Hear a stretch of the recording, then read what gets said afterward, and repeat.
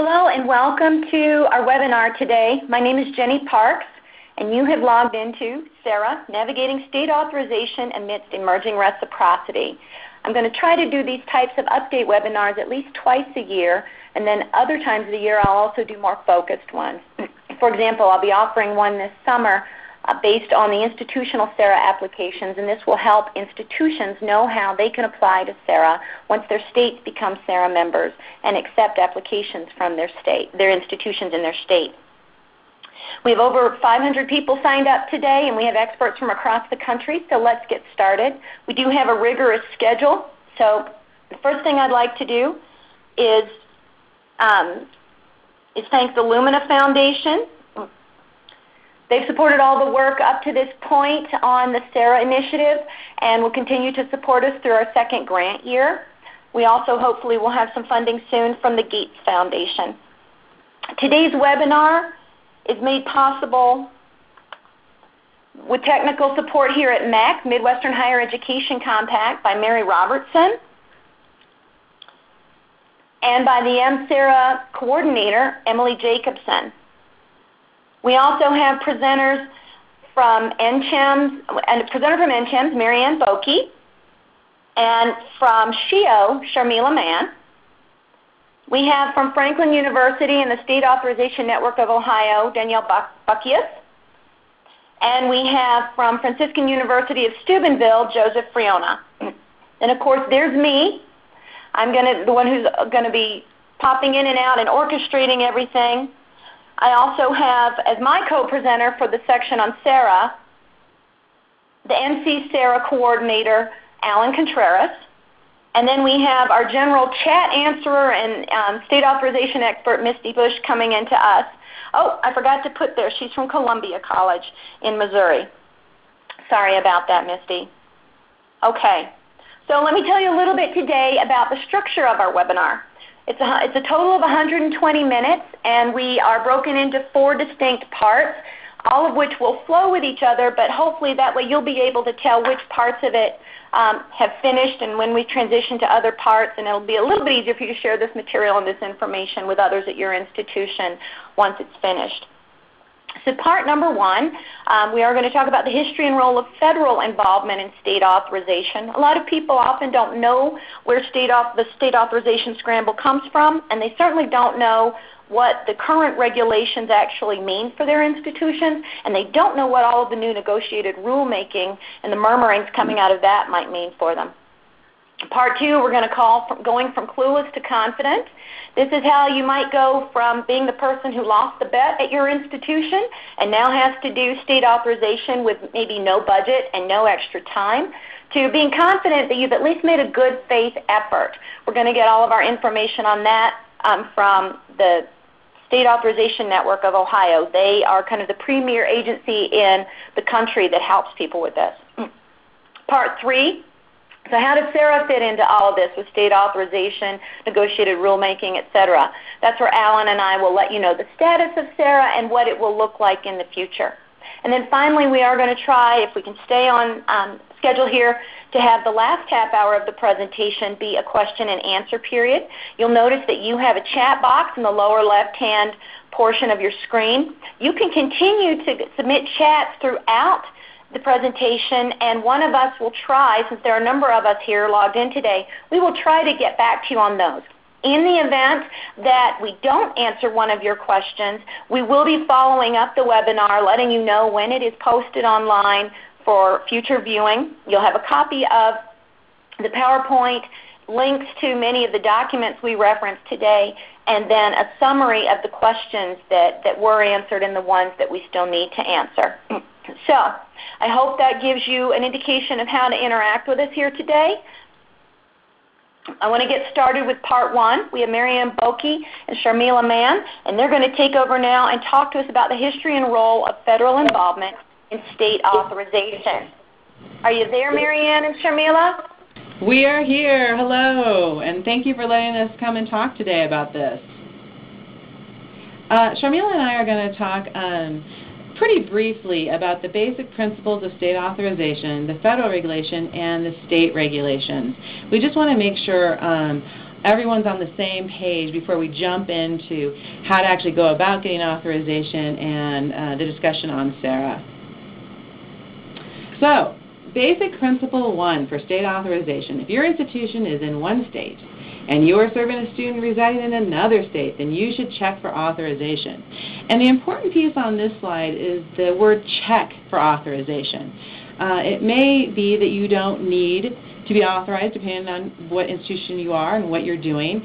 You may actually qualify for an exemption or a waiver, but the important piece is you need to check in all the states where you have students. Basic principle 2, there are 2 types of authorization in each state. There's institutional, and that's all the activities you do in a state, and then there's licensure, the professional programs. And a lot of times people forget about that second piece. That relates to things like teacher education, counseling and psychology, and the allied health fields. So you may have to be authorized, your institution may need to be authorized in a state, but you may also need to look into that professional licensure issue and see if you need to be authorized in a different way for one of those programs. So it can get kind of complicated, but it's good to know that there are 2 different types. And basic principle 3, the answer to nearly every question is it depends. And you know, we say this and kind of chuckle as we say it, but it really is true. The reason is because each state has different rules and regulations. And then to complicate the matter further, it depends on what type of institution you are, if you're a for-profit or not-for-profit, public or private. And then it even depends on what you're doing in the state. Are you beaming content in, or do you have an internship or a clinical? So all of these pieces go into consideration for the answer of whatever question you might have regarding state authorization. And you can see how it gets complicated quickly. So it depends is an answer that we use quite a bit. So what we wanted to do first is just talk about the federal regulations. Probably a lot of you know about these. I won't spend a ton of time on it, but I want to make sure we're all on the same page before we jump into the state regulations. So on October 29, 2010, the U.S. Department of Education issued a broad package of regulations including state authorization and visibility of the complaint process. This is when the chaos began. So when this came out, the U.S. Department of Education, in their defense, they really thought that most institutions were already doing this, and that all that they were doing was adding a component on top that said we're going to make sure that institutions are doing this and we're going to enforce it by tying this to your Title IV funding, your federal financial aid. So when that came out, as you can imagine, there was a lot of hoopla, a lot of concern about what this meant, because the reality was most institutions actually didn't know about these rules and regulations and were not in compliance with state law at that time. So after this came out, there was a lot of confusion about what this rule and regulation meant. And so the U.S. Department of Education in March and in April of 2011 actually came out with what they call the Dear Colleague letters. These are letters that they send out to the higher education community at large to explain the rules and regulations that had come out following October. These 2 letters actually talked mostly about the timeline and the good faith effort. So the timeline was about the initial timeline, I believe, was they wanted all the institutions to be in compliance by, I think it was 2011. And they quickly backtracked on that and said, you know what, we need to give institutions more time, again, because they thought that institutions were already doing this. So when they realized that wasn't the case, they had heard from many, many institutions, they backtracked a little and said, let's give folks a little more time to do this, and they switched the timeline up to, I think, July 1st, 2012. They would later switch that again to 2014. And they also talked in these letters a little bit about what good faith effort meant. And you can read these letters actually, but the gist of them was, we understand that it takes a while to be in compliance with all the states. There are timelines that you have to meet that the states put in and that you can't control as an institution. We understand that, but what we want you to be doing is, you know, at least taking baby steps towards getting authorized in the states that you need to be authorized in. So have you contacted them? Have you filled out an application? Are you in process? That's what that good faith effort was about. So as this was going on, there was rumblings about whether this was something that the federal government could even do or not do. And in fact, on July 12, 2011, the United States District Court for the District of Columbia struck down the distance education portion of the Department State Authorization regulations. Right after that, the U.S. Department of Education did appeal that ruling. And on June 5, 2012, the U.S. Court of Appeals agreed with the lower court, and they vacated the portion that dealt with the state authorization piece. So at that point, these federal regulations became null and void. But remember, we're talking just about the piece that deals with the state authorization piece, not the others. So I actually have it up here, and I know it's a little burdensome for me to read, but I just think this is super important because this is the piece that we're really talking about. And it says, if an institution is offering post-secondary education through distance or correspondence education to students in a state in which it is not physically located or in which it is otherwise subject to state jurisdiction as determined by the state, then the institution must meet any state requirements for it to be legally offering distance education or correspondence education in that state. An institution must be able to document to the Secretary of the State's approval upon request. So that's the piece that was vacated. And it's important to remember that the federal government really was saying this is not new. We are just enforcing state law, but it was vacated. Another point to remember is that it was vacated on a point of procedure, not on content. That is really important to remember because what the court said was the U.S. Department of Education didn't actually have this language and this rule out for comment long enough. They made no comment about the content of it. They are perfectly within their right to have this rule and regulation, but how they went about it wasn't quite right. So what's in the future for the federal regulation? Well, we think it's probably coming back. The real reason is because of what I just said, that it was vacated on procedure, not on content. And the USDOE really feels strongly about this regulation, so much so that they put together a rulemaking committee, and I've got that up as the first bullet, the U.S. Department of Education's Program Integrity and Improvement Negotiated Rulemaking Committee. They actually put that together this winter. There is a committee in place to look at this language and to come up with some proposed language around this issue. I have that website listed up there, and I really encourage everyone to go look at that because on that website they have some sample language, they have the timeline, and some other good stuff that talks about the committee. But in a nutshell, this committee is meeting through the month of May. They will then turn over their proposed language and their recommendations to the USDOE. Then they, the USDOE, will come up with some proposed language and have it open for comment.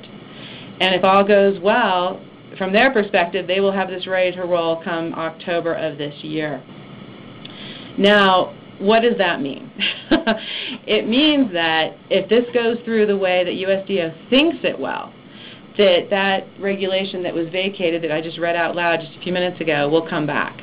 And it will be tied to your federal financial aid Title IV funding, which means they will expect all institutions to be in compliance with state law and be authorized in those states that they need to be authorized in. Now, what's interesting about this is that since the USDOE has this second chance at this language, they really are looking at some other issues.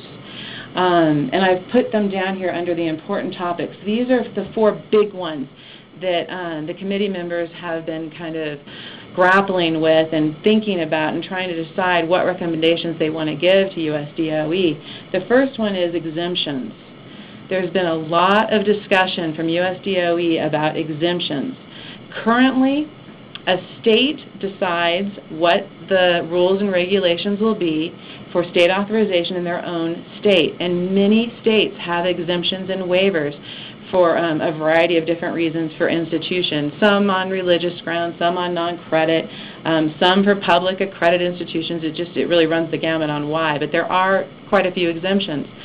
The federal government is saying perhaps we should close that loop and not have quite as many exemptions.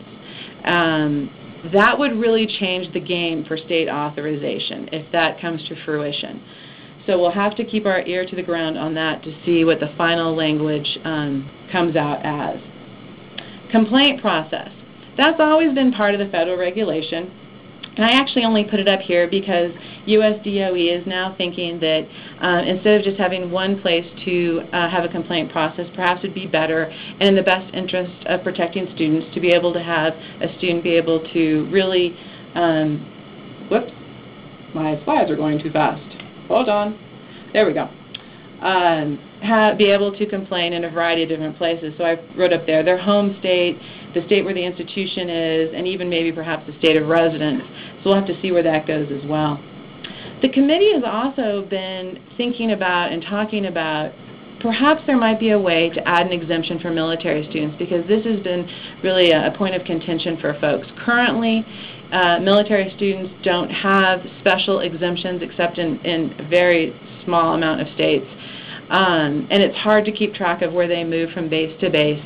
So the committee has been talking about perhaps trying to get some language in there that would exempt military students, and we'll just have to see where that goes. And finally, reciprocity.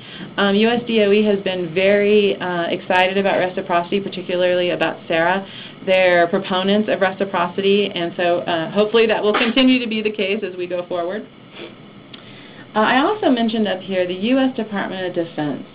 If your institution participates in the DoD Tuition Assistance, that's that TA program for funding, you know, really keep your eye out, because we've heard that the MOU 3 will definitely have state authorization in there. And what that means is the DoD will have you sign this MOU that says you will be authorized in all the states that you have students, and the DoD will check. They actually do audits and they check that sort of thing. And if you do not have the authorization that you claimed you had, or it turns out you have students in states that you didn't realize you need to be authorized in, they can yank your TA funding. And so that's something to definitely keep an eye out and think about as we go forward. Part of the federal regulations that was not vacated was the complaint piece. And this is the piece that says institutions have to have available to prospective and current students a way to understand the process to complain, if you will. Many institutions thought that this was vacated along with the others, and it was not. All institutions were expected to be in compliance by July 1st, 2011. And from what I've been hearing on the ground, I think most of you are. But just a gentle reminder that if you're not, you want to get on that right away. Most folks are putting that on their page where they have their accreditation information, and they're adding some state authorization information if they have it, and they're also adding the complaint process links. What the federal government is looking for here is really a place for a student to go that's easy and accessible and readable, where they can find out where they need to complain in the state, to the state regulatory agency, to get their needs met if it hasn't been met through the institution's process and or the accreditation process. But that is absolutely a requirement and needs to be up today. I also want to talk for just a minute about good faith effort and all the different dates that we hear around here. July 1st, 2011, July 1st, 2013, July 1st, 2014. What do they all mean? Well, to be very honest, they don't mean anything, because the federal regulation was vacated. So all of those dates are really null and void for institutions. Now, Jenny asked me to just talk for a minute about the July 1st, 2014 date for states, because since that date is coming up, institutional folks have been seeing it and getting nervous. Remember, that date has nothing to do with institutions. It has a lot to do with states and having their compliance agency in place and ready to roll, and I think most of them do now. I just looked at Sharmila and she shook her head, yes, they do, so that's good news. And remember, the reason the federal government, it was vacated, you don't have to worry about these dates, but just a gentle reminder again that the state laws have been in place for decades, and there is no deadline. They expect you to be fully authorized before you even have a student in their state. So I just wanted to touch on that to make sure everyone understood about the dates. And we can come back to that if we need to at the end. So now that the federal regulations were vacated, I don't need to worry about state authorization for distance ed, right? Well, wrong. For all those reasons I just said, the state law did not go away.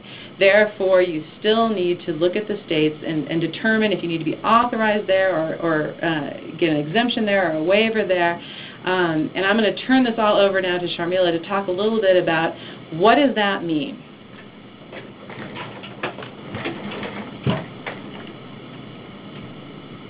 Thanks, Mary Ann, and good afternoon, everybody. So let me start by saying that a few years ago when the distance education regulation that Mary Ann talked about came about, we at SHIO and NCHEM started realizing that folks didn't really understand what was going on, and they didn't have a good place to go to answer their questions. And so we took it upon ourselves to create a repository of state regulations. So now when folks ask, where can I find out about state regulations, we have an answer. You can come to the SHIO website, and we have a link listed on this slide, and the slides, as Mary Ann mentioned, will be available after the webinar. So you can follow that link, and it has basically, it has a survey from each of the state agencies that includes information about their authorization process. It also includes some summary reports and some additional information. So a couple things to remember about the survey that we now call the SHIO State Authorization Survey. First of all, the unit of analysis for us was the agency and not the state. And this is important because some states contain 2 or more agencies that authorize institutions to operate in the state. Those agencies have different areas of purview, and that is included in part of the survey. So basically, the agencies have told us which institutions they authorize. And generally what we find is that when there are multiple agencies in a state, one of the agencies will be responsible for public institutions, another will be responsible for private institutions. Sometimes that division is by in-state or out-of-state. Sometimes that division is between 4 years and 2-year institutions, and sometimes it is about degree institutions and non-degree institutions. So again, as Mary Ann said, it really depends, and you need to check state by state to see which agencies are authorizing which types of institutions. We surveyed over 70 agencies in the 50 states and in 9 U.S. territories. Our scope was to really look at all state agencies authorizing all institutions in the U.S. So we weren't specifically looking at distance education. We really wanted to create a compendium of all of the state authorization agencies that were responsible for authorizing institutions in the U.S. So we created this resource, SHIO created this resource in collaboration with NCHEM using those write-ups that we had received from the agencies in response to these surveys. And at this point we have responses for most of the states and the territories. But what we've decided to do is we've only decided to continue the updates for the 50 states because that is where we get most of our questions and that is where we enroll most of our students. Our original write-up was done in September 2011, and we've subsequently done updates in 2012 and 2013. In brief, each of the summaries, and I encourage you to go to the website and look at these surveys yourself so you can see the vast array of information that's provided. But basically, each survey provides contact information for the agencies, information about regulations and rules, physical presence triggers, and we'll talk a little bit more about that in a minute, fees for authorization, requirements for applications, and timelines for applications and approvals. In addition to the individual surveys, what we had done was put together a directory of contacts across all agencies, and that's available on our website as well. And we try to keep that as up-to-date as we possibly can, both for institutions to know who they should contact in other states, but also for students to know who they should contact if they have a complaint. So generally what we found was that there were 3 areas that were involved in state authorization. There is the quality assurance piece, there's the financial integrity piece, and there's the student complaint, student protections piece. Generally what the state role has been to take care of that student protection piece, the consumer protection piece. But you can understand that in order to do that, states needed to be able to verify the quality of the institution, the quality of the instruction, and then also the financial integrity of the institution. So generally, state regulations require some way of verifying those things, such as having accreditation for the quality assurance piece and having some sort of financial stability or surety bond for the financial stability piece. So I just want to finish this part by saying that we are going through an exciting change right now, that SHIO has been collaborating now with Pearson, and we have moved on our survey onto an online platform. And the SHIO staff are currently busy moving all of the current data onto this online platform. But basically, what that's going to mean to you as the end users is that, first of all, that all of these updates are going to be able to happen at a real-time basis. So instead of having a once-a-year update, whenever agencies have anything to update, they can log in with a specific login and password to just their agency and change whatever information they need to change. And then also, this means that instead of spending the time updating agency information, we are going to be able to periodically, and we're expecting to do this quarterly, to update everybody on our listservs about what state agencies have changed their regulations in the last 3 months. So just to go over a couple of the findings that we've had as we did the original survey. We found that 38 of the state agencies, and there were 57 across the 50 states, 38 agencies required accreditation as part of the authorization process. 8 agencies required authorization for all institutions, regardless of physical presence. And what that means is that whether or not you had a building or a faculty member or any sort of student gathering in the state in which you were operating, if you were offering instruction to students in those 8 states, you were required by those agencies to be authorized. Another 6 state agencies required not authorization, but they required an institution to register for an exemption if they were only offering distance education in that state. So several state agencies, as Marianne mentioned before, do allow for exemptions for some institutions. Now, most people think that this means that public institutions are exempt.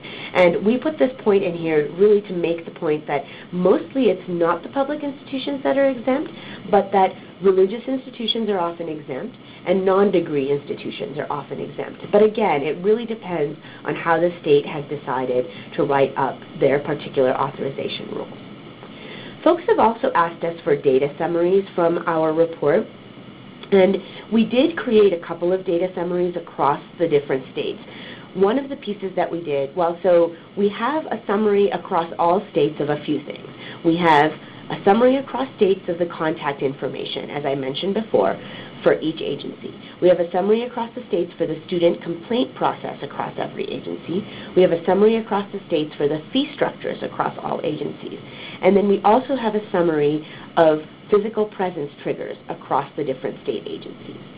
However, to do more of a summary than that would be really quite impossible, because every state has so many nuances to what they require that it's really difficult to provide summary information across all of the states.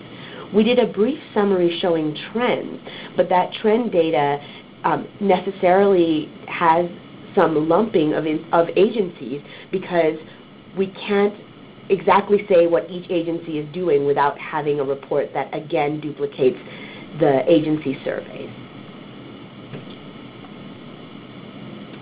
So we thought that it would be important to let folks know what the 8 agencies were, the 8 states that had agencies where you have to seek authorization even if you are only offering 4-credit courses via distance education.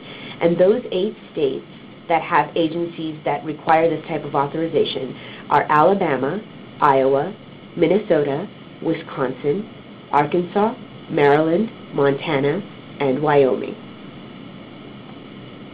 I also mentioned that 6 agencies, while they don't require authorization for such activity, they do require that you seek an exemption or register with them. These 6 states that contain these agencies are Alaska, Nebraska, Oregon, Illinois, North Dakota, and Utah.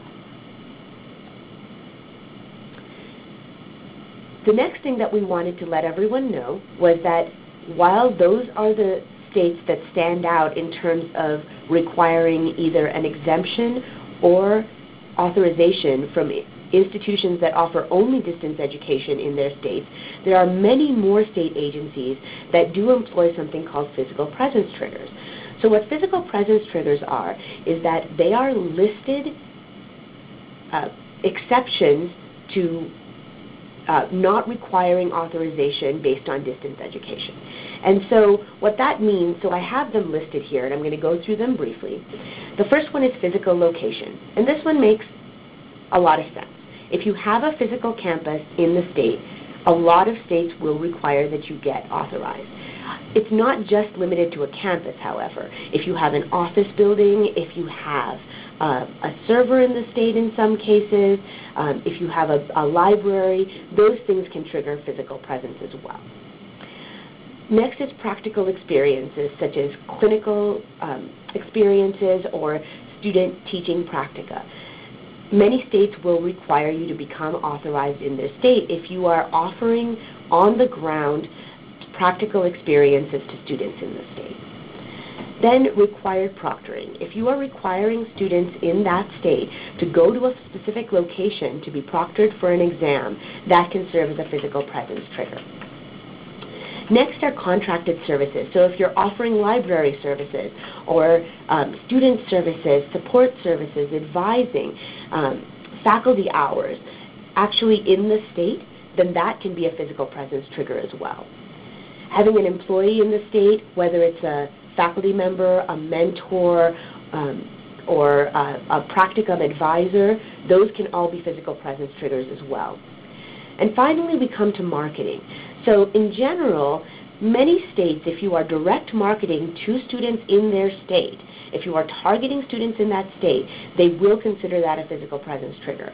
However, some states also consider localized advertising or national advertising, if it shows up in the state, to be part of their physical presence triggers. So what happens if you hit one of these physical presence triggers?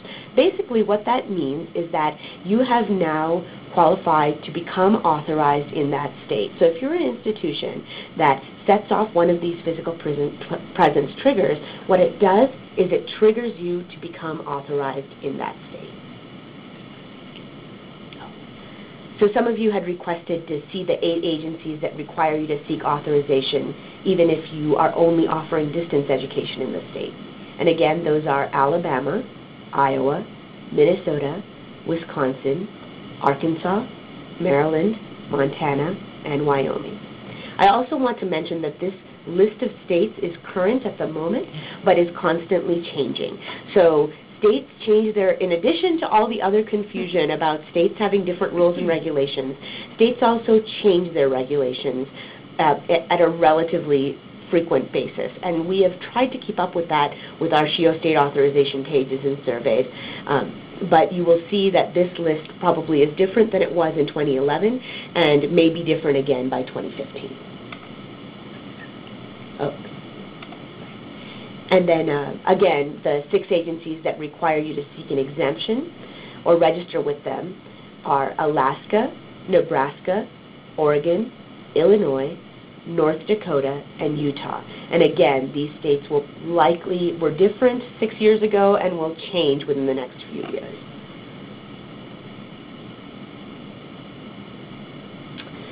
So I want to talk a minute about fees. And again, fees, just like everything else, are very variable across agencies.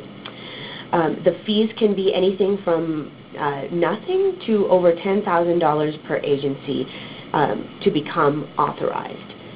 Some agencies require a fee even for a waiver or exemption, and there can be other fees involved, such as for a site visit, a surety bond, or a tuition recovery fund. Generally, states require these fees because they see it as part of their consumer protection role to make sure that they are able to return tuition to students in their state, their residents, if they are unable to have a satisfactory resolution to a complaint with an institution directly. Some agencies also require a fee for renewal.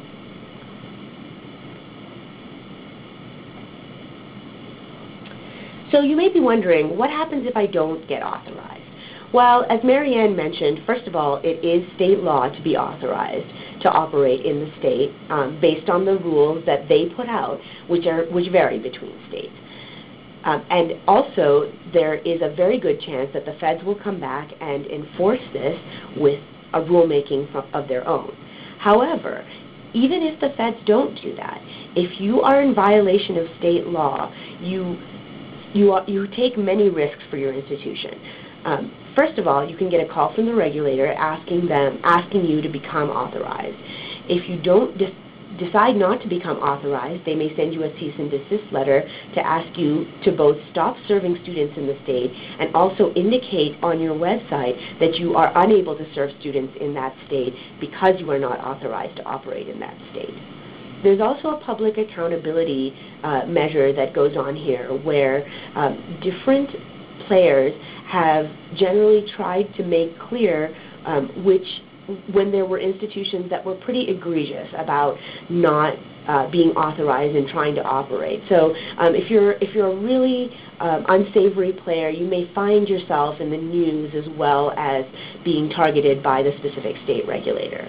But the biggest problem is that by not getting authorized, you may actually be doing harm to your students. Your students getting a degree from an institution that's not authorized in the state may end up with a not valid degree. And in some cases, such as nursing or education, that may actually inhibit their ability to work based on the degree. And therefore, you would not be holding up the promises you had provided to that student about their degree. That then can lead to potential lawsuits from the student, from parents, and from the states themselves. So I'm going to turn it back now to Mary Ann to talk about a very specific example that has been in the news a lot lately, a letter that has been going out from the Maryland State Agency. Thanks, Sharmila. I will answer one other question that I saw in the chat box, and that is for those 8 and 6 states that Sharmila mentioned, it doesn't matter what you're doing. If you have students in those 14 states, you need to check out the rules and regulations on those states because chances are good that you need to either be authorized or seek an exemption. And it's important to remember that some of this is just a little bit of paperwork and a nominal fee all the way up to being a lot more complicated and a lot more expensive. But you still have to do something in those 14 states if you have students there, regardless of all those other physical presence triggers that Sharmila talked about. So the special case, the Maryland letter. So some of you have probably seen the Maryland letter. There was a write-up today, and I think it was Inside Education? Inside Higher Ed. Inside Higher Education. And basically, what happened was that the Maryland, let's see, it's the Higher Education Commission. Thank you. Higher Education Commission, thank you. They sent out a letter about a month ago to a wide variety of institutions across the U.S. And in this letter, they asked folks to indicate if they had students they were serving in Maryland, online students that they were serving in Maryland, or not. And if they did, then they needed to become authorized or registered in the state of Maryland as per their rules and regulations. Now, I think the issue with this letter was that it wasn't the most artfully put together letter, and they even mentioned in this letter that they used iPad's data to determine that you did in fact have students in Maryland and were educating them through online education, when in fact iPads does not currently have that ability to determine if, say, San Jose State University has 19 students in Maryland and 36 students in Florida. iPads does not have that ability at this time. So there was some confusion about the letter. But let me just say this. I think that MHEC, what they were trying to do is be proactive. They were trying to let folks know across the country with one quick letter that said, hey, our regulations changed about 18 months ago, and if you have students in our state, you need to be registered, and here is how you go about doing that. So I think the intent was more informative. How it all came about is up to debate about whether we could have done it a little bit differently. But I really think the intent was positive. They were just trying to let people know what the rules and regulations were and how to go about making that happen. I think the last thing I'd say about the Maryland letter is we might see more of this, because I think state regulatory agencies across the country are scrambling a little bit to figure out who is in their states. And so in any event, that's kind of the whole thing about Maryland. And there's questions about Maryland? Yes. Yes, go ahead, Charlotte. So I was going to clarify just one point, and I see a question about it too, which is that what the Maryland Commission was talking about were students that lived in Maryland and were taking online courses offered by institutions outside of Maryland. So if you're a Maryland resident but you happen to be in San Jose taking courses on the San Jose campus, you would not be covered by this. And that is the problem with the IPEDS data. The IPEDS data can tell you, okay, there are 19 Maryland students at San Jose State. What they can't tell you is, are those on-campus students or are those online students that actually live in Maryland? If they're on-campus students, it's not a problem for San Jose State.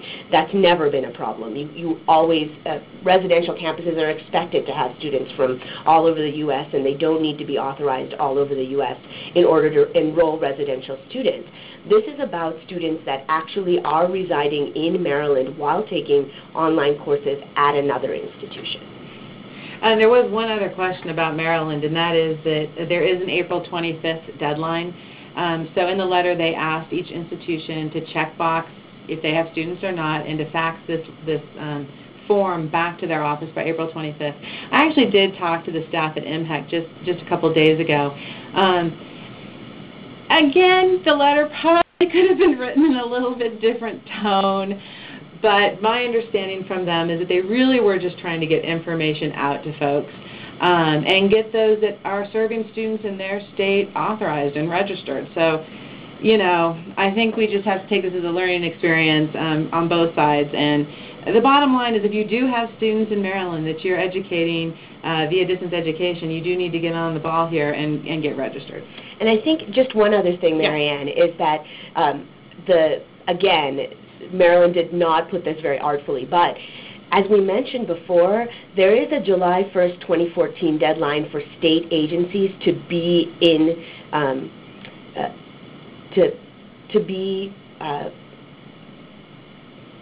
what is the right? Compliance? Yeah, to be in compliance, thank you, to be in compliance with the federal rules. And the federal rules require that agencies are overseeing what institutions are offering their residents.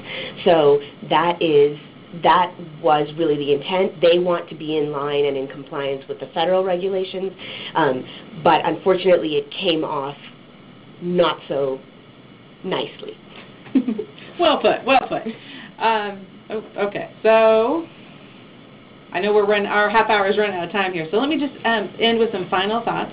Sharmila and I try and always say these things at the end, and that is, why should we care about state authorization? And there's really two reasons. One is because it's state law, and we've really talked about that quite a bit today. But also, let's not forget it's about protecting students. We're all in this together. We all are in higher education for the students. That's the whole point, and we want to make sure that they are protected. And finally, the federal regulations are probably coming back. And we really think that the compliance window is going to be probably pretty short, because USDOE now has said, look, you guys have all known about this since 2010. Even if you didn't know about it before then, you've known about it since then. So I wouldn't expect the department to give a lot of time to become in compliance. There might be a year, maybe two, in order to get it all together, but I think it's going to be pretty short. And states, what I wrote there is, states won't do you any favors. And what I mean by that is, you can't wait until this October when the new federal regulations come out and then start contacting states, because these state regulatory agencies are usually staffed only by 1 or 2 people, and it takes a while to get through those processes. And so if you wait until then, you might go to the bottom of the stack. So it might behoove you to kind of start moving forward on this now. And I think that's it for us. I know there are questions. I think we're going to try and take them at the end, unless, Jenny, you wanted to do something different. Otherwise, I think I'm just going to turn this over to Danielle and Joe. Actually, this is Jenny. I just wanted to thank you, Marianne and Sharmila. We've had a lot of questions come in, and we are trying to get those answered bit by bit, and we will loop around to them at the end of the webinar and then afterwards, too. For those of you who logged in a few minutes late, a reminder, The slides and the audio will be available probably by the end of this week, as will a follow-up of all of the questions and answers, links to all of the relevant documentation, and then a survey on how we're doing. So now we're going to move from part one, which is the history and role of federal involvement in state authorization, on to From Clueless to Confidence. We've got Danielle Buckius and Joe Friona presenting. All right, guys, take it away. Hi, everyone. This is Danielle Buckius. I'm Director of Accreditation here at Franklin University in Columbus, Ohio. So my presentation is pretty much from the institution's perspective, the worker bees of state authorization. I've been thinking about them a lot lately, especially those of us at smaller institutions who might not have a large support staff and who are finding all of this state authorization work very daunting. So this unfortunate worker bee here has just been told that their new job is state authorization at their institution. Just a little bit of background on Franklin University. We're a private nonprofit four-year institution with around 7,000 students. We were founded in 1902 in Columbus, and we're kind of unique in that we've always served the adult learner, those kind of students who are taking courses at night after their regular jobs are done. So because of this, I think we were an early adopter of online education in the late 90s. Now all of our degree programs are designed for online delivery, and we kind of got our feet wet with state authorization back in the 90s because we have a Community College Alliance program where we do 3+1 articulation agreements with over 270 community colleges across the country. So to get a lot of those contracts off the ground, we did have to go to state higher ed agencies, learn how to fill out that paperwork, and so we were already familiar with the process back in October 2010 when the program integrity rules came out and alerted a lot of other institutions about state authorization. Now we enroll students from all the U.S. states and some territories, but not all of our programs are available in all states, and I'll talk about that a little bit later. We also offer workshops and consultation services on state authorization best practices, and we're one of three leader institutions of the State Authorization Network of Ohio. We share membership in the National State Authorization Network with University of Cincinnati. They represent the four-year public institutions in Ohio, and Sinclair Community College, which of course represents the community colleges. So I stole this slide from one of our workshops that we give, mostly just to kind of remind a lot of people in the audience that a lot of institutions are still starting their state authorization work from square one. And at the beginning, the scope of the work can really feel overwhelming. So this presentation is kind of a condensed lesson on how to get from square one to state authorization compliance. So different factors might impact which states you prioritize for your institution. Usually we recommend that institutions create a triage list based on how many students are enrolled in each state. However, if you have received any cease and desist letters from certain state agencies, you would definitely want to address those first. We talked about Maryland a little bit. That's something you would want to look into. But any other state agency might reach out to you as well if they find out that you have a campus or any kind of activity that might trigger operating in their state, and they find out that you're not actually authorized there. If you haven't received any of those letters, congratulations. Then we would recommend starting with that state triage list. So you'd want to maybe talk to your institutional research area at your institution, find out how many students are enrolled in each state, do a risk analysis, focus on the high enrollment states. That's typically how we tell institutions to get started. Then you want to look at what programs are active in each state. If you only have a few students in a state, what programs are they enrolled in? And what are the components of those programs? Do they require internships? Then you want to look at some departments across your institution. Some departments might be active in other states, like do you send recruiters to other states? Excuse me, do you do proctored testing in other states? Or what are your marketing activities like? Unfortunately, Marianne and Sharmila did a great job of covering triggers, so I'm not going to get too into this. I feel like a lot of people are getting pretty familiar with triggers now, but just to go over it a little bit, it's basically any activity that your institution might be participating in another state that would trigger that state's definition of operating. And again, just some possible triggers might include some of these activities. And again, Marianne and Sharmila did a great job of covering these. You notice the one at the bottom, last but not least, internships, externships, field experiences, whatever you want to call them. This is usually a very popular trigger for institutions, even small institutions. They find out that they have students doing internships in other states, and that ends up being the trigger for them needing to get authorized in that state.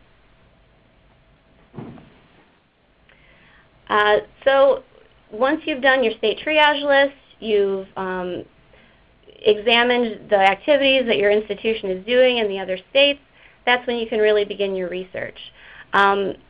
Before the lovely people at SHIO developed their surveys, we actually had to dive into the statutes in every state and really do some research on what exactly each state agency considered operating. Now we start with SHIO just like a lot of people do, because these surveys have been very helpful in helping us get started. So I just wanted to kind of point out some of the areas of the surveys that we find the most helpful, that we really go to as soon as we open them up. So type of institution that each state agency oversees is very important. If you're a 4-year nonprofit, you want to just go to that line and see if that's the type of institution the agency oversees. Contact information, of course, is essential. They provide direct links to the applicable statutes that you'll need. And then a very popular area of the survey is what types of activities trigger the need for authorization in that state.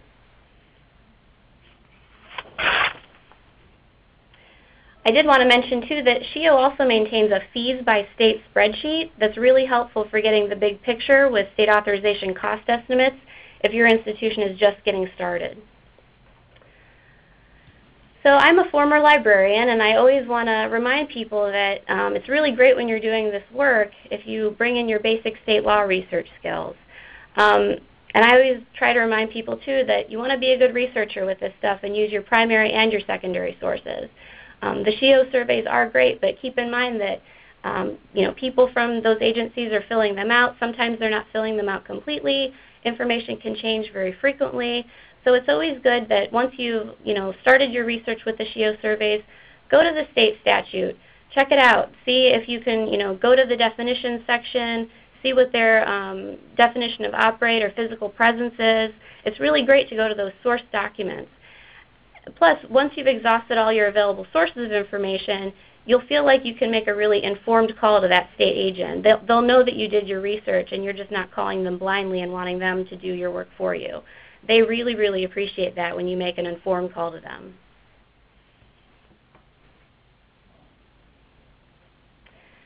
So then you can start applying. But I did think later, after I gave these slides to Jenny, that I probably should have inserted another slide right before this one, especially for all this institutions that are just getting started with this work. Once you've done all your research, that might be the point where before you start applying, you need to have a conversation with the powers that be at your institution.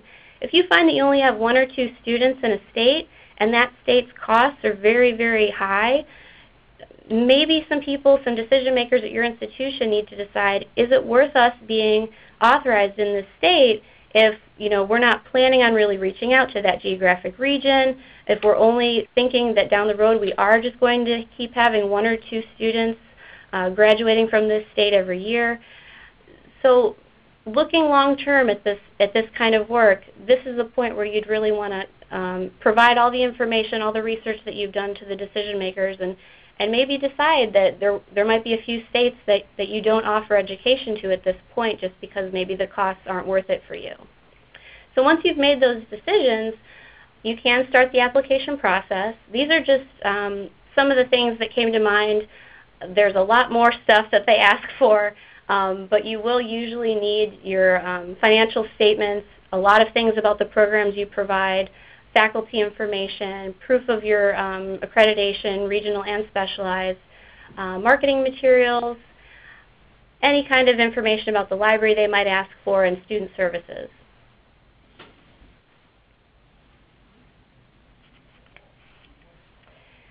I also also hear this a lot when we do our workshops and consultation services. There are a lot of unfortunate worker bees out there who are offices of one. And when they get to this point and they realize all the work ahead of them, that they do have so many states they need to apply in, it can feel so overwhelming.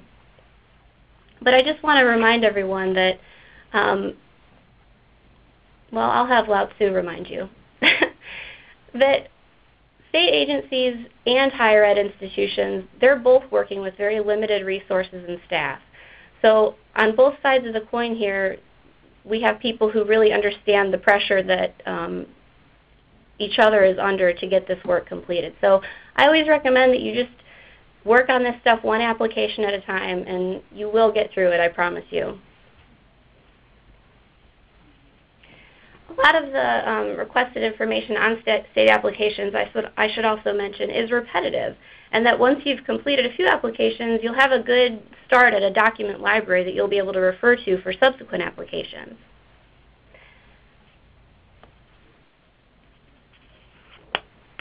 I should also mention, too, if you're looking for help with this work at your institution, the library is a great place to ask. I mean, maybe there's a reference librarian who could spare a few hours at the reference desk every night doing some state law research for you. Things like that, a work study student who might be able to help with putting applications together with you, something like that. So there are options in the higher ed world to get some assistance with this work, even if you are an office of one. So then once you've done your applying, your initial applications, that's when you come to the maintenance phase. And believe it or not, you will get to a point where you are in the maintenance phase. That's the phase that we're at here in Franklin. But once all those initial applications are in, the work does not end. The maintenance phase is all about annual reporting, reporting of all kinds of information, student enrollment data, assessment and graduation results, tuition collected from specific state residents. You have to get your surety bonds renewed. A lot of things to keep you busy. And the maintenance phase is another thing that you definitely want to keep in mind when your office is budgeting for state authorization down the road. And this is just an image of the entire process. We created this for a presentation that we gave, but I just like how you see the whole process at once, and maybe it doesn't look quite so overwhelming. The beginning is all about just getting to know the regulations and getting to know your institution.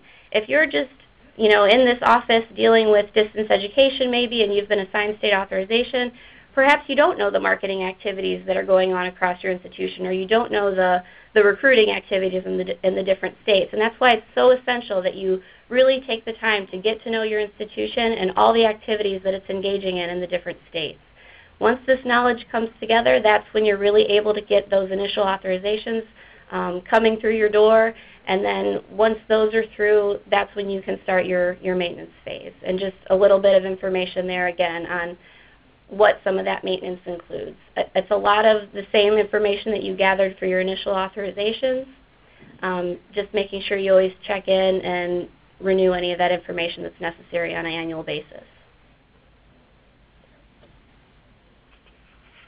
A lot of people ask about the good faith effort. We always say that the key to making sure you're making a good faith effort is documentation. Different state agencies, they prefer to talk to you in different ways. Some prefer emails, some will talk to you over the phone. We just make sure that we document everything. If we have a phone call, we document it. If we receive an email from an agent, we make sure that that's saved in our files. You might have difficulty reaching a state agency. If you've made repeated attempts and you're still not getting a hold of anyone to help you, you might want to consider sending a certified letter so that you have proof that you've made the attempt at the good faith effort. And then different institutions will document their good faith efforts in different ways. And I have internal versus external here because internally you'll want to make sure you update yourself and your staff, if you have one, of where you stand with the different states. And that could take any shape of a spreadsheet, a Word document, if you have project management software, just to keep you up to date with the record of your correspondence with the state agency and where you're at with the application process. If you're doing a lot of these at once, it can soon become confusing on where you stand with different state agencies. So I highly recommend that you start some kind of a spreadsheet or something like that at the very beginning of your work. And again, a document library with folders organized by state where you can store copies of letters, emails, approvals, certificates. This will really help you to stay organized with this work. External ways of documenting good faith efforts. I've seen this in a variety of ways from institutions. You can post your institution's status on your website. It's up to you if you want to list every state. At Franklin, we only list the states that that require us to post specific language as a condition of our approval, but I've seen different institutions list every single state, and for the ones that don't require anything, they just have a short statement next to that state that says as much. One interesting website that I always point out is UMass Online. They have a spreadsheet on their website that is very transparent. They update everybody on the status of their applications at all the state agencies. So a lot of ways to do that. And just some examples of things that have worked for us for our the ways that we keep our records. Spreadsheets are very popular. We hear this a lot when we do our SANO workshops. You got to love the Excel spreadsheet. A lot of people now are talking about SharePoint. We're hoping to get SharePoint in 2015. We have not been able to use it yet, and we've not been able to see a lot of examples of institutions using it, but a lot of people are excited about it for this kind of work, and so hopefully down the road we'll get to see some examples of how institutions are using that. We have spreadsheets that document our main state authorization status and all of our reporting requirements for each state. We also have some for specific triggers for specific departments to keep them updated on what activities are approved based on our current approval status in states, and I have some examples of these in subsequent slides. Programs approved in states. Some states are very detailed when it comes to approving programs, and that's what I mean by state-level summary.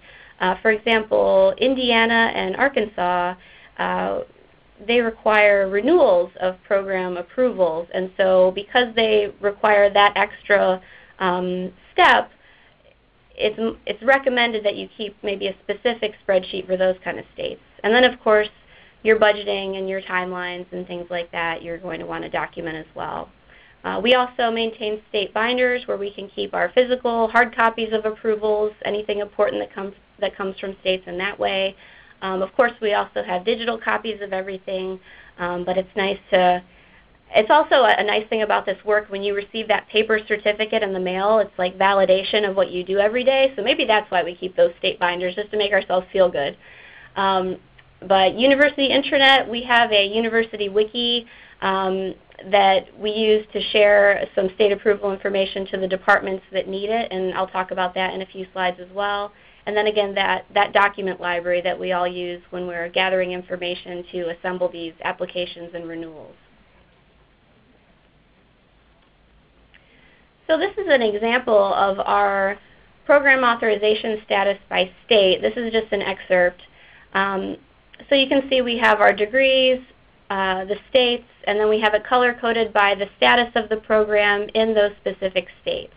This is a document that we keep on our university internal wiki.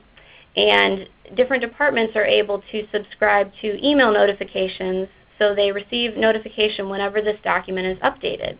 So the areas of Franklin that would be most interested would be like our marketing department, our student services, advisors, enrollment areas. They need to know when programs are approved in states and when they can start marketing them and enrolling students in them. And this is another example of, this is a triggers spreadsheet that we use for the marketing department. And this is just to keep them apprised of our status in the states and the activities that are approved for them to do based on our level of approval in those states. We have periodic meetings with our marketing department just to keep them all kind of up to date.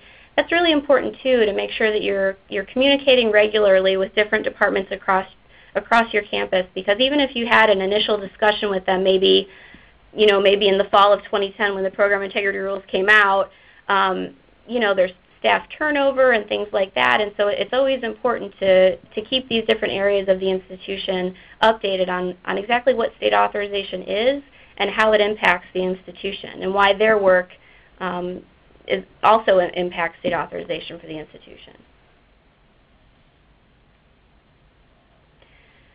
And so another main point of this work is to always stay informed. You know, as Marianne and Sharmila said, I believe everything is changing with the states on a continuous basis. So you're always needing to do the ongoing research into state agencies, keeping apprised of what's going on at the federal level, and just making sure you're always documenting all of the correspondence that you're having with those state agencies. We stay informed in a variety of ways through participation in the State Authorization Network. Internally, we have regular state review cycles for our states where, you know, our staff has a collection of states that they're, you know, assigned to look at, and they make sure that they go to the state agency website, see if there's been any changes, because unfortunately a lot of states don't reach out to you when things are changing.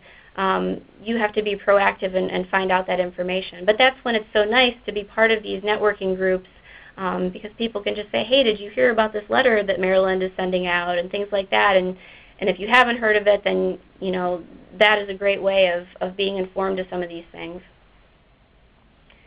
And then just keeping in mind that institutions of higher ed are multifaceted organizations, and so like I was saying, any department across your campus could be planning an activity or planning a program that's going to have an internship component that might trigger the need for authorization in a whole bunch of new states you've never had to touch before.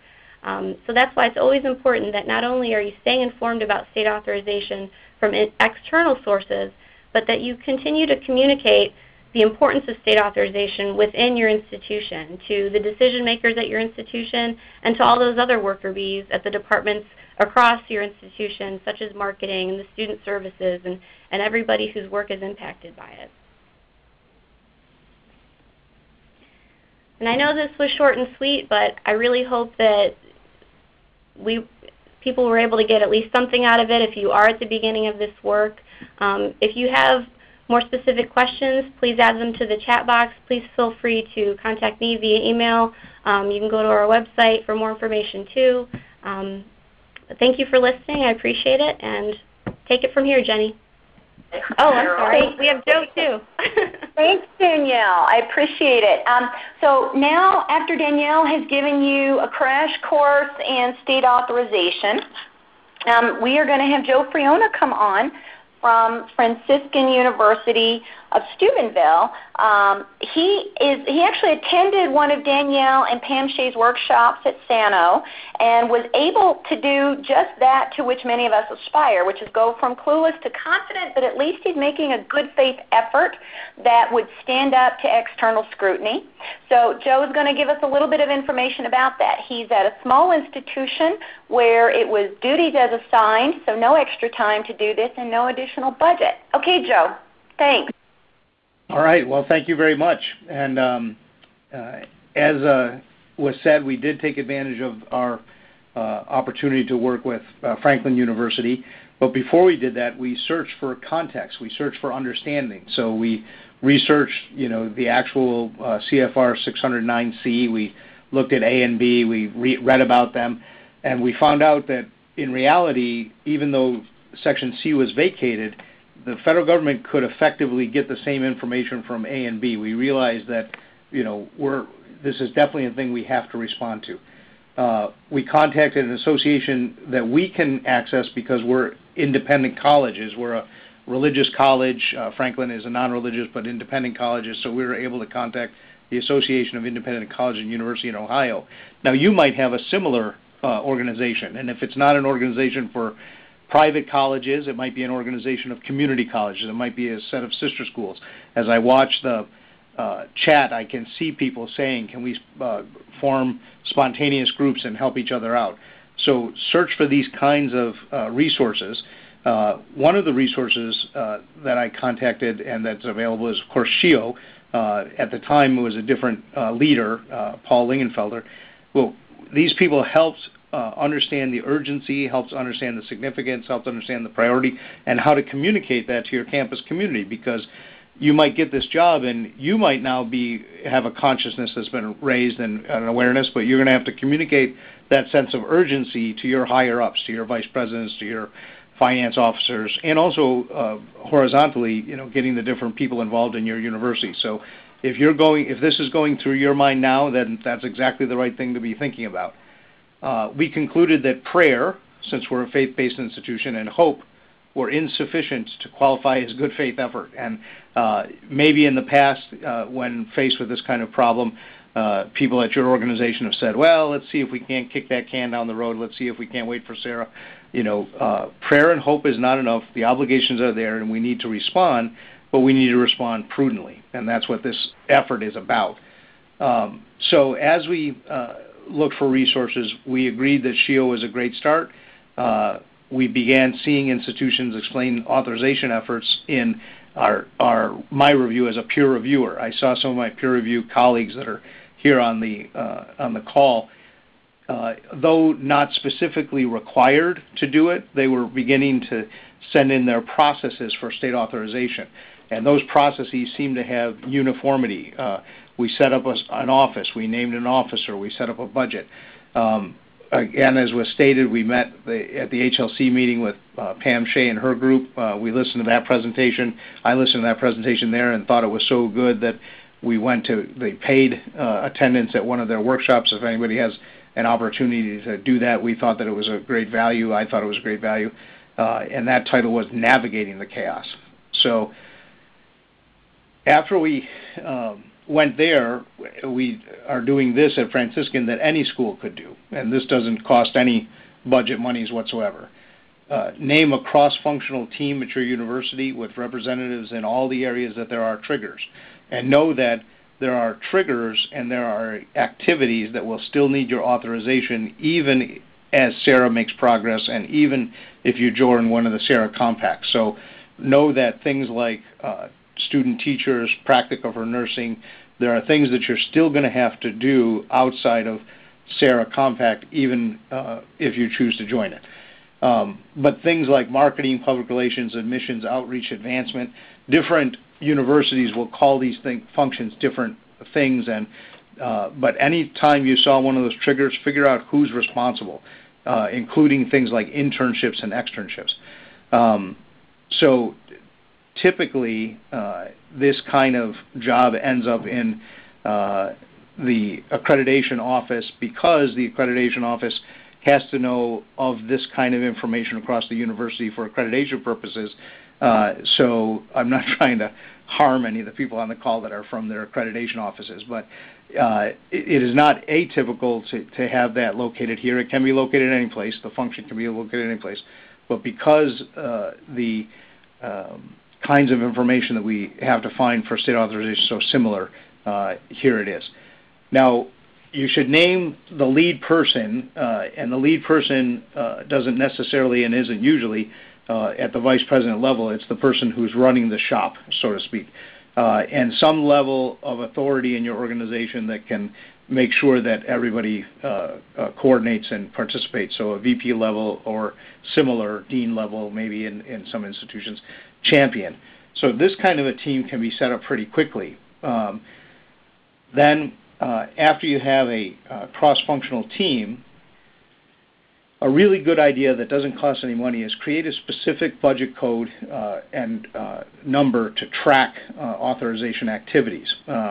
This will help after the fact telling stories about your good faith efforts. Create strategies unique to your situation for identifying highest risk states. And as we said before, it's unusual, but in some states, for religious schools, they'll create great exemptions. And so you might luck out and find out that you don't have to apply, and they'll send you a letter that confirms for you that you do not have to apply, and you can save that letter, as Danielle had suggested earlier, keeping a library of data and information. Then start getting some states authorized. Make efforts and achieve the first couple so that you see how your team works so that you see that it can be done. You make improvements in the process, and you work out the kinks. Hold regular meetings of your state authorization team. Keep notes, keep minutes for your documentation. So any college, no matter where you are, can implement these ideas quickly and in that way begin to document your good faith effort. I saw some comments I wanted to bring up reference to. There was questions, do we have to get approval for separate programs or just the whole institution? In some states it's separate programs, and in some it'll be blanket. And during your reauthorization, you're going to have to answer very detailed questions in some states about even student level success in courses. That's another reason to consider putting this in your accreditation area, because if you're doing assessment of student learning, you're going to be quicker to have access to that information. So without further ado, Jenny, I'll give it to you. Thanks, Joe. That was great. It is very inspirational to see that someone has gone ahead and been able to get to a point of conscientious good faith on this, even with relatively little time, money, and in a short amount of time. Okay, so now it's me and Alan Contreras. Alan, I know that Alan might or might not be able to join us. Are you able right now, Alan? Yes, Jenny, I'm here and ready to roll. All right, thanks. Okay, so you have this extremely complex situation called state authorization. You have negotiated rulemaking. You have the Department of Defense. You have Title IV. You have all these different things going on. And I like to summarize quickly. Again, a lot of you are going to have to start having conversations with your leadership teams in your institutions to convince them of the seriousness and the complexity of this. My favorite analogy, which some of you will have heard before, is state authorization is a bit like trying to wrap rubber bands around Jell-O. It changes constantly. It squishes out one side or then the other, and it is a constant battle to keep up with it. What I've done to try to give a very short example to folks who are in the highest levels of leadership places, and you will get this document as part of the package that will follow up the webinar. You'll get a 2-page sheet that summarizes my hypothetical here. This is my little hypothetical state that only has 4 institutions of higher learning. So now let's step back from this. There are actually over 4,000, I think the number is 4,328, authorized accredited degree-granting institutions in the U.S. But for right now, we're going to start with one that only has 4 institutions. Now, theoretically, under the current process, that institution has to seek, if they want to be fully compliant in every state and territory, they have to seek 54 different state and territory authorizations. But wait, there's more. There's often more than one agency in each state. I don't even have that on here. Sometimes, as Joe is saying, you have to do it by the program. Sometimes you have to differentiate by the number of students. Some places you have to dig into the business office and give them information on revenue and sometimes a cut of the revenue. Yes, there are states that want a piece of the action, and you have to calculate it. So what this results in, of course, is in many costs to states, to institutions, and to students, because when you guys can't be authorized, there's risk. When you're spending all your time and money attempting to be authorized, that's money that's not going to other educational endeavors at your institution. So the solution that's been proposed is one that is administered by the 4 regional higher education compacts, MEC, NEBI, SREB, and WICHE. I'm only going to give you a brief lesson on what those are. In each case, they are entities that are authorized by state statute and funded by state appropriations, and they serve their constituent states. So in yellow, we have MEC. In the bluish-green is SREB. Purple is New England Board of Higher Education. SREB is Southern Regional Education Board. MEC, Midwestern Higher Education Compact. WICHE, Western Interstate Commission for Higher Education. And all 4 compacts have different things they specialize in, but they are all coming together for the SARA endeavor. They have 4 regional agreements, but they all essentially say the same thing, and they are overseen by a 21-member council called the National Council for SARA. You'll notice there are some gray states, Pennsylvania, New Jersey, and New York. They are not currently members of any compact, but they are in hearty conversation with New Jersey and New York with NEBI and Pennsylvania with MEC about at least joining the compacts for the purposes of joining SARA. Then you'll see two crosshatched states, North and South Dakota.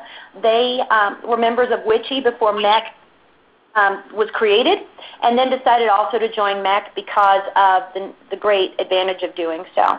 So as you probably will know now, North Dakota is the second state to have joined SARA in the nation, Indiana being the first, and there are a number of states that have recently put their application in WICHE. Alan, do you have the list of those states? The ones that have applied for WICHE and expect to go forward in the next few weeks are Alaska, Washington, Idaho, Nevada, and Colorado. Those are expected to go forward in May. And then this summer we think we'll have probably maybe Arizona and one more. And most of the rest of the WICHE states by the end of the year. Probably the most likely exceptions carrying over into 2015 will be California and New Mexico. All right. Thanks, Alan. I'm actually going to do a MEC summary in a few minutes on one of the slides, so I'll wait until then to do that. Okay, so the SARA process would be a lot different from the current process. Currently, in a state, you are trying to get authorized elsewhere. Under the SARA process, you would have one agency in the state that would be what's called the SARA Portal Agency, P-O-R-T-A-L, and all of the institutions in the state theoretically would apply through that entity to offer online instruction across state lines. So the authorizing agency would go from authorizing imported education from other states to certifying the quality of the distance education that's exported to other states. And it is not at the program level. It is not at the student level. It is not at many of the granular triggers that we get in traditional state authorization. So as you can see, just from the hypothetical here, it's a much simpler diagram. So let's go on to my next slide. If you go to the referenced link, ncsara.org content SARA state status, you will see a page that looks like this, and I truly cannot keep up with it. It's going so fast right now. It's very exciting. But that's really a great place for you to keep up with the status of each state in SARA as they come online. Here is the regional SARA progress I can give you for the Midwest region because I'm the director here. I can tell you that currently we have bills in the legislature in Illinois, Minnesota, Missouri, and Ohio. Indiana is the first state to join, and it already has 8 member institutions. Iowa, Kansas, and Nebraska, the bills have passed. The governors have signed them, and they're developing their SPAs. That's what I'm calling their SARA Portal Agency. Michigan is working on a draft. North Dakota should not say working on a draft. It should be flipped there with Pennsylvania. My apologies. North Dakota was the second state to join, and they have 4-member, actually I think a 5th-member institution submitted an application recently. Pennsylvania is working on draft legislation, and Wisconsin is doing the same and also working to identify its portal agency. So the key elements in SARA are these. We want to establish a floor, if you will, and some consistency for institutional academic integrity, institutional financial responsibility, triggers for physical presence, complaint processing, data collection and sharing, and accountability in the case of an institutional catastrophe. So let's drill down a little bit here. For SARA purposes, academic and institutional integrity you have to have 3 things. You have to have accreditation by a nationally recognized accreditor, and that list, the link to that is at the end of this PowerPoint and will be sent out once again with the materials that follow this webinar.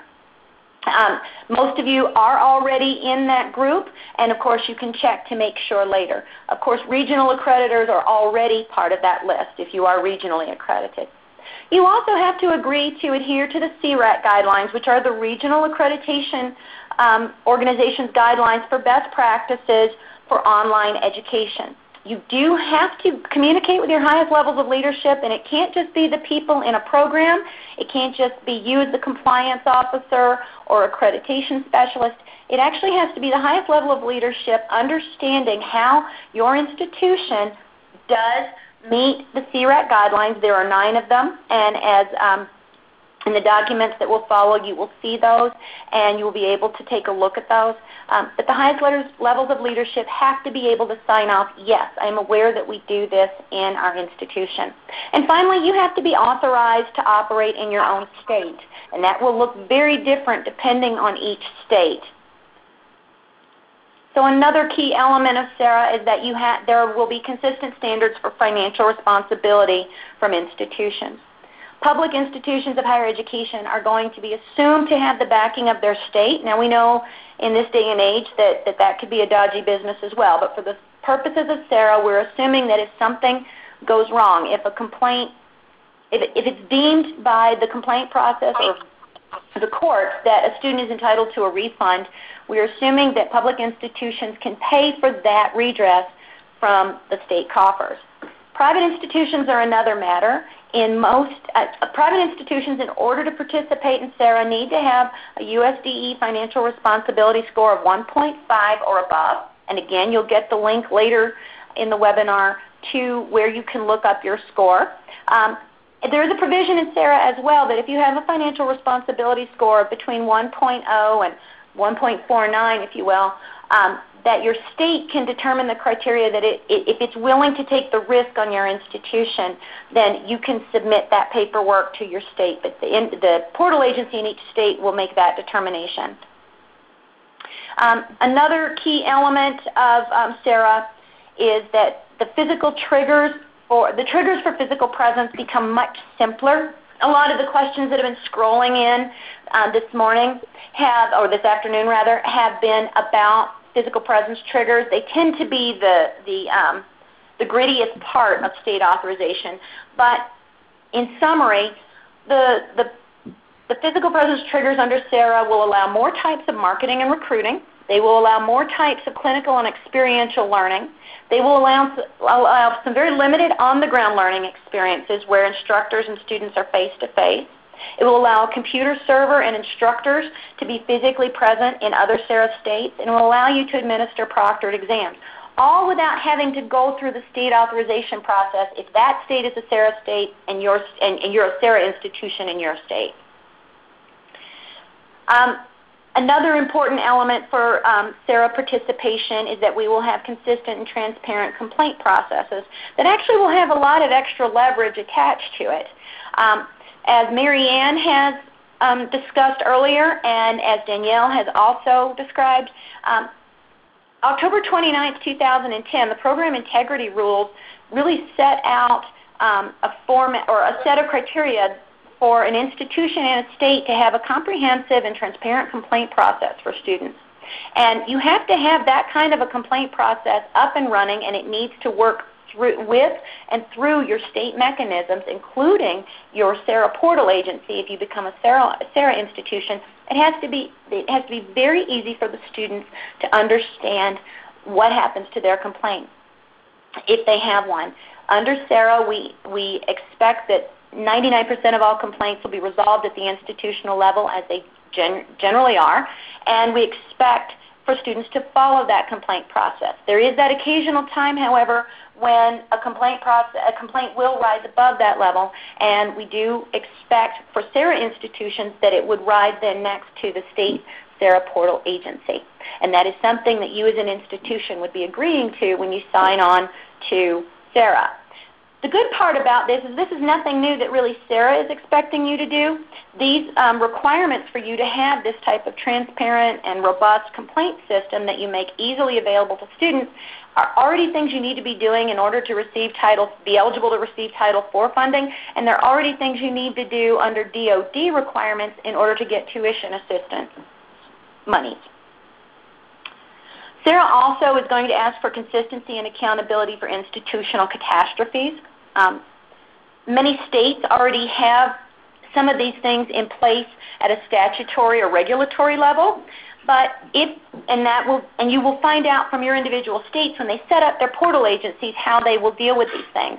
But for example, if a tornado wipes your institution off the map, or you have an unexpected financial disaster that causes an abrupt closing of the institution, we have to know where the records of your students will live and how they will be accessed in the future. Like I said, in some states, this is laid out in statute, but in many states it is not. Likewise, where do the students go? If they can no longer attend your institution and receive the educational services for which they have contracted, what are your teach-out plans? Do you have an agreement with a sister institution? Will a state institution, if you're a private institution, take over? Will they accept the transfer credits, or will they have to have redundant coursework? There are times when you have to have a plan for this, and once again, sometimes the portal agencies or the statutes of the state will cover this. Most of the time not, however. So this is an institutional level responsibility for joining with SARA. Finally, if the teach-out plan and other measures don't take care of the students entirely, there will be the necessity for a refund at a certain point. Some states have very strict rules about this and different definitions. And again, you will find out about those when your state does join SARA and sets up its portal agency.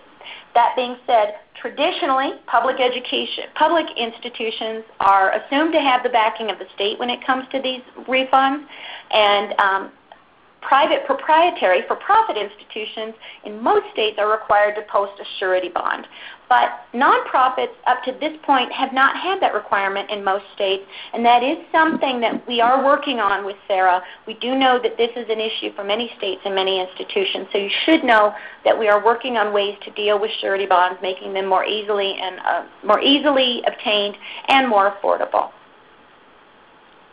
Finally, there will be consistent data collection and sharing, and a draft of the data requirements has just come out from NC SARA and is being vetted among a number of interested parties and will probably be posted to our website soon. When do we expect those, Alan? Jenny, would you ask that question again? I'm sorry. No, that's okay. When do we expect the new data requirements for SARA to be posted to the website? I'm not sure if those are going to be posted before or after the mid-May National Council meeting. That was my thinking as well. The National Council meeting on May 14th, we will be seeking approval for the data components. I can tell you they are minimal, and they essentially are asking for counts of the number of students that you have online in each state, and a list of the programs that you offer online. This should not be too much of a burden on institutions. Okay, so something else people always want to know is, what will SARA cost? Well, SARA will cost you for the first 2 years. I know these fees are up for review in 2016. $2,000 per year if you have fewer than 2,500 students as your iPad's FTE number. $4,000 if you have between 2,500 and 10,000 students, and $6,000 a year if you have over 10,000 students. Now, some states are also going to ask you for a state fee to fund the work of their portal agency. The first 2 states that have joined, Indiana and North Dakota, do not have a state fee, for example. But other states will. They need to fund the agency and otherwise be able to carry out the duties that they take on when they agree to be the SARA portal agency.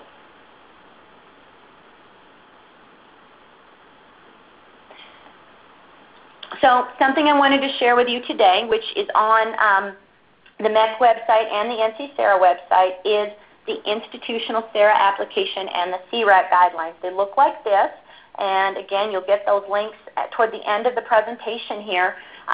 It is the same application in every state except for the very last page. Each state will have a few little pieces that it asks for some different information on, and it will be things like financial responsibility scores and surety bonding. And you would be able to see the back page where the states will modify the application for their needs. But this particular application should give you a very good indication of what will be required of you as an institution And you'll see that it's much less than you need actually to become authorized in most states. And I will be offering a webinar this summer where we do walk through this application and help you get it ready for when your portal agency in your state is set up and when they will start taking applications. Alan, did you have something to add? No, that's fine. Thank you. Okay, thank you. All right.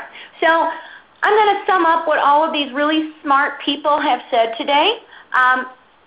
This is the main three things. As I looked at it and they helped me pull together our thoughts on this, if you want to be in compliance, or actually if you want to have a good faith effort at being in compliance, it's really, really important to be keeping up as best you can. There are a lot of rumors. There's a lot of inaccurate information. And frankly, the information changes a lot. I know Danielle referred to this, and our other state authorization institutional expert here, our experts Joe and Misty can probably chime in the question and answer. But when I was a compliance officer at an institution doing this kind of work, I did have a weekly and then a monthly and then a quarterly flow of information to me from program directors, the admissions office, the financial aid office, the registrar's office. And it was really hard. The first thing I had to do was kind of set up a web and a map to figure out where all the information needing to come to me that I could then report to the states where we were authorized or seeking authorizations, where I could get that information to them. So it's important to keep up with changing rules. I also needed information coming from the states. They changed their legislation, they changed their rules, they changed their regulators who might want you to do something differently. So that's an important piece. So there's a lot of information that you need to keep up with on the outside and a lot of information that needs to be shared and kept up with on the inside of the institution. And then create a plan.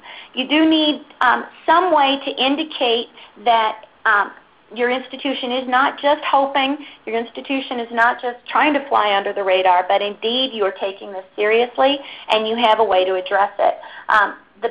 The clearer your plan is, the more you are going to be able to get the support you need from your leadership, both in terms of time and money. The better you're going to be able to prove that you are making a good faith effort to whichever outside party might be questioning that. Hopefully never, but it could happen. And also because you can then prepare more easily for SARA membership. I know Joe had recommended flagging all authorization costs in your budget any way that you could. That will really help you understand the actual cost of authorization to you, whether it's the number of FTEs, the number of inquiries, and the number of fees you're paying.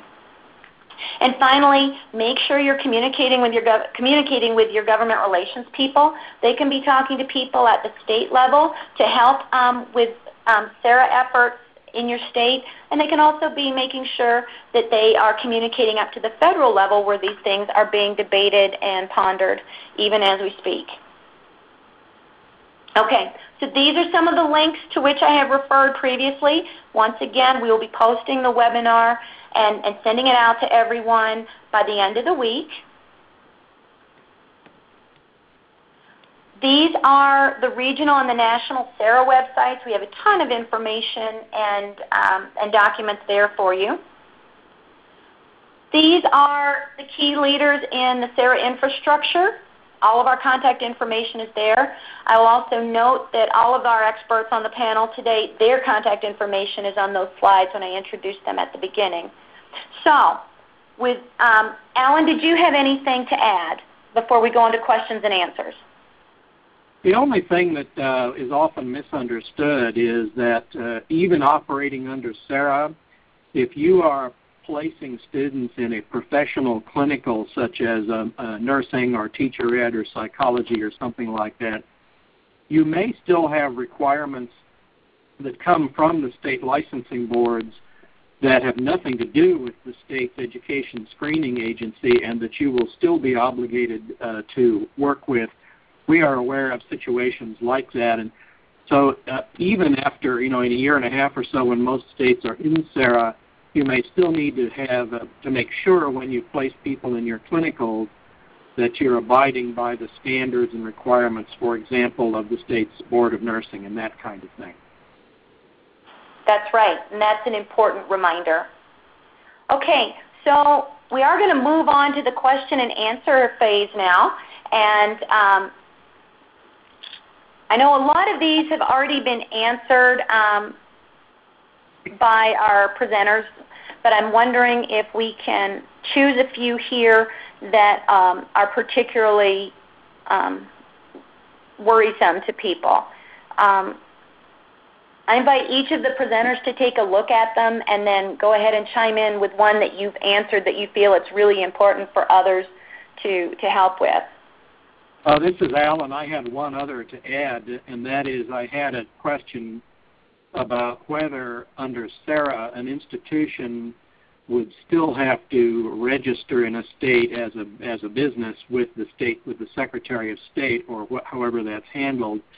And the answer is yes, you will need to do that if the state requires it, because what SARA covers is the requirements by the state's educational licensing agency. It does not excuse an institution from what you might call the generic registration requirements as an entity doing business in that state. Now, some states may not handle distance education that way and may not care, but some may. So it would be something that you'd need to figure out. But SARA does not eliminate that requirement. All right. Good to know. Okay. Well, I know that I had seen a question earlier about consortia. A number of small private colleges and even community colleges or public systems are part of consortia that offer distance education. And the question is, can they apply to SARA and pay one fee? Well, no. SARA is a per institution application and fee process. I do know in one case in Indiana, and I think it's going to be up to the portal agency to verify that indeed one consortial representative can accurately represent and report data on all of the member institutions. But all of those institutions still had to pay individual fees. So for now, I say no, you cannot join as a consortium. You might collaborate on your applications as a consortium, but you will be paying separate fees based on your separate OPE ID numbers. So that's one I had. Misty, did you have one you wanted to share?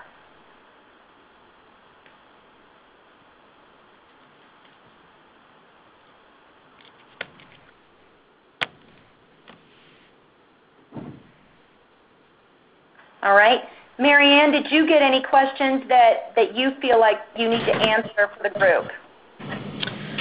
I think we tried to answer them as we went through them. Did you catch any that you think Sharmila and I should address? Not yet. I'm scrolling through them. There are many, many of them. Just for those of you who might be interested, we've had over 400 people on this today, so we've been trying as hard as we can to take care of these as quickly as we can.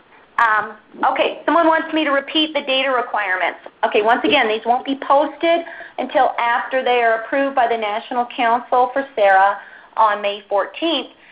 But institutions, it looks like, if there are no further tweaks to them, institutions will be asked once a year to let NC SARA know the following. We want a list of all of your online programs. Where can a student get a degree by purely online coursework? And we're going to want to know the number of students you have outside of your state by the other state that you have enrolled in those distance education programs. It's going to be unlike iPads. You know, in iPads every 2 years you report that you have students out of purely 100% out-of-state students, but you don't report by state. We would want that by state. All right. Other questions that are coming in? I see one that I'd like to take a crack at. This is Alan. There's a question about whether a state can deny an institution participation in SARA if in their opinion the program graduates could not be licensed in those other states. No, that is not an okay reason to screen somebody out of SARA. However, SARA has an internal requirement that an institution is obligated to inform students in all other states of whether or not the program meets the licensing requirements in that state, or under certain conditions, it can inform the students that it does not know the answer to that question and has to refer the student to the state licensing agencies. So the state you're in cannot screen you out for that reason, but you are obligated to inform any students in those states regarding the nature of those programs. Okay. All right, I have one here. I would like Misty to answer if she could. Misty, we have someone asking about the territories where they're having trouble getting establishing contact with someone in Guam, Puerto Rico, etc., where they really do want to get authorized there, but they're having trouble making that connection. I'm thinking either Sharmila or Misty can answer that one. Okay, sure. I can take a stab at that. I have had success with Puerto Rico, but I have had difficulties as well. But what I've done is actually researched their particular website, and I found the exact language that states that we're not required to seek authorization. So that's what I have used as my documentation. And then I also document how many times I've tried to contact the agency as well. So as long as you can find the exact language that shows that you're not required to have to seek authorization, then that counts as well as your good faith effort. Excellent. Thank you very much. I do see a question here asking about how will the portal agencies be defined. In different states, they're doing different things. In some places, for example, in both North Dakota and Indiana, they already had a centralized entity, which was already the agency in each place that authorized out-of-state institutions to come into the state. And in both cases, those were kind of the natural home for a portal agency. We have a lot of those in the MEC states. We have two MEC states, though, where there isn't a natural home. An example of that would be Wisconsin or Michigan. And in both cases, it is taking them a little bit longer to figure out where to place or develop a portal agency. In the case of Michigan, it's going to be their licensing and regulatory agency. And in the case of Wisconsin, I think they're needing to develop some sort of council. Alan, I know you can speak to how different states are doing that across the nation a little bit better than I can. Well, there are some states that have a structure that's already in place that is sort of plug and play for SARA. For example, the state of Alaska, the Alaska Higher Ed Board already had the legal authority to enter an interstate agreement and do the things that SARA requires, so they are kind of plug and play. At the other end of the spectrum, you have a state like Arizona, which has a whole bunch of very independent entities rattling around in it, and not really any kind of centralized way to work with them. They are having to ask the legislature to establish a unique oversight committee to operate SARA in that state. So they're all over the map. I know the state of North Carolina is also doing some creative mix and matching, and there are a number of states that are. But people are, for the most part, able to figure it out. Thanks, Alan. This is Jenny again. I see a question that says, will SARA include distance learning programs that are online but competency-based? Well, my answer there is we're really not sure yet how the competency-based issue is going to play out. I was just at the Higher Learning Commission conference this weekend in Chicago, and of course this is a hot topic. Alan, again, you are privy to some of the national level discussions on this. What are you hearing? I don't think the question of competency-based is going to be a key screening factor. The SARA is intended to cover any interstate distance ed by a degree-granting institution for which a fee is charged. There is some question as to whether SARA would have any connection with online activities that are free. Right now, our sense is that it probably would not. But the question of whether the award, if you will, is competency-based versus a traditional Carnegie credit kind of system, I don't think that by itself is going to be a screening factor. Okay. This is Jenny again. I have another question. It says, if internships are considered distance education, which seems to be included in SARA, that's correct, will we need to include in our reporting the number of internship students from our residential programs in each state? You know, I do believe you will, and I don't know that we have a way to demarcate the difference between someone who's online and someone who's using an institution and students who are using their SARA membership just for those particular clinical placements, those experiential learning placements. So that is one I will invite you. It's, I think, the person who asked me that, please email me separately and we will follow up on that. Alan, do you have any insight on that? No, not really. Okay. Yeah, we're going to have to follow up on that one for you. It also says, will SARA need to track institutions that have student authentication technologies? Well, this is actually something that is a pretty hot topic at negotiated rulemaking right now, and it is something that we at SARA know is coming down the pike. Right now, we are not addressing authentication technologies. For those of you who don't know what I'm saying, would it be a camera, a keylogger, a retinal scanner, or something else on the other end of the computer to verify that the person taking the course, taking the exam, engaged in the chat is actually the person signed up for the course and receiving the credit. Currently, SARA does not address this, but I do know that the feds are having pretty heavy-duty discussions about what they are going to require on this front. I have another question here. Is the FTE number the number of total students for the institution or just the distance education students? It is the total number for the institution. We would love to be able to base SARA fees and SARA data on just the distance education students, but honestly there is not a great metric for that yet. We're really hoping actually with the SARA data to be developing that. So it is going to be your iPads number that you submit in the late fall of each academic year. That will be the official number that will designate your the level of fee category you fall into for SARA purposes. What impacts do MOOCs have on these authorizations?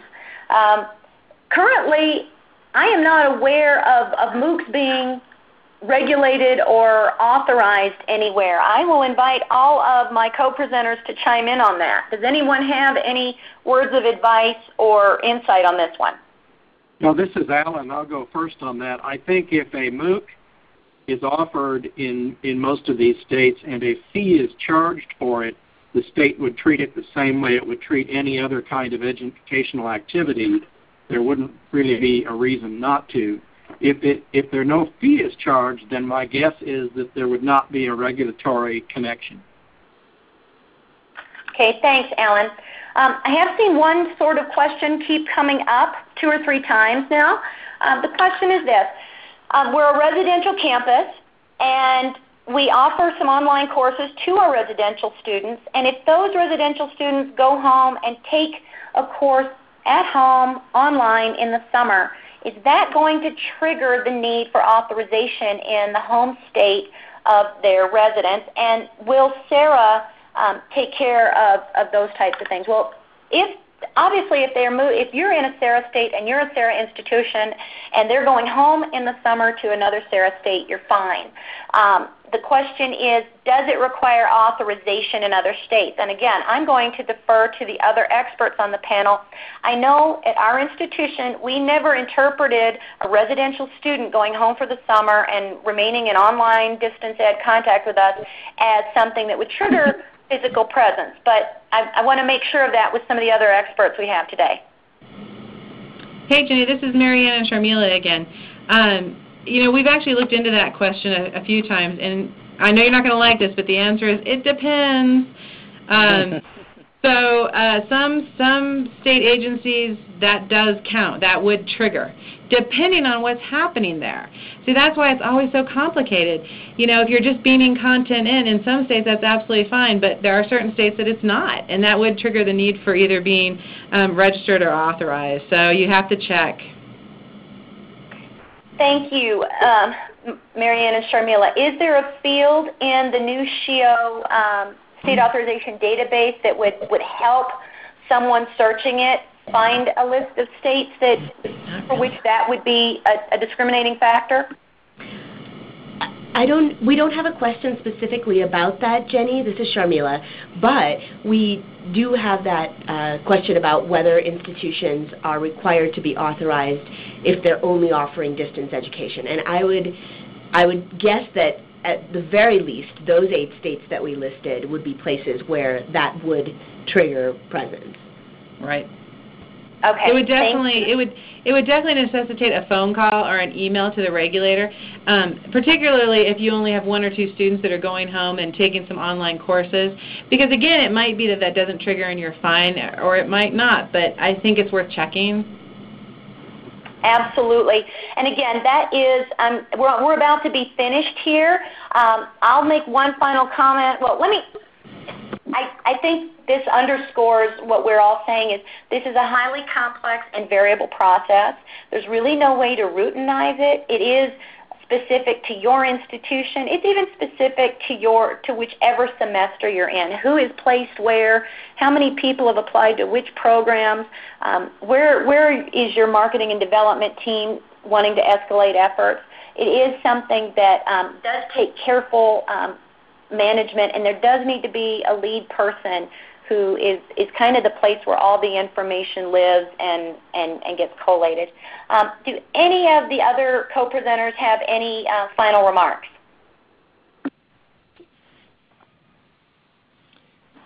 All right. Well, I was just going to jump in and agree that we actually have to contact individual state approving agencies to verify if we have those students who are considered residential campuses that go back home during the summer and take online classes. That's also applicable to our internships because we may have a state where we're only offering online programs, but we have a student who is located at our main campus in Columbia, Missouri that wants to go to that particular state to do an internship only, and we actually have to seek approval in some of those states as well for that student to do the internship, even though they're located in the main campus and they're just doing it over the summer session. And Jenny, this is Joe. I'd just like to say this. Thank you so much for coordinating this conference because so many people benefited from it. And I see all this input on the question and answer about forming small coalitions and so forth. If your group keeps leading those institutions in your states and we keep self-forming into small groups that can help each other, I think that's the best we can do with this changing environment, to help each other cooperatively. Thank you, everyone. I extend many, many thanks to my co-presenters and to Mary and Emily here who have been working on keeping up with the chats. Please do contact us or anyone who was on the panel today with additional questions. If you did already submit a question, we will be collating them and working to get you your answers. A lot of times what we will do is just be referring you to some of the NC SARA documents or to the SHIO documents or some other existing resources. But if it is a particular question, we will try to get an answer to you in all of the things we will be sending out. The next webinar coming out of our office here at SARA at MEC, we don't have the exact date. It will be late June or early July, and it will be aimed at, well, 2 things. It will address whatever you let us know in the survey, the follow-up survey you still need us to address, and it will also address how you at the institutional level can go about applying for SARA membership. For some of you, you will already have a portal agency set up, and we'll know some of that specific information. For some of you, you won't, but you'll get a jump on that eventual SARA membership. So I thank you all, and please stay in touch and stay on top of this. Goodbye.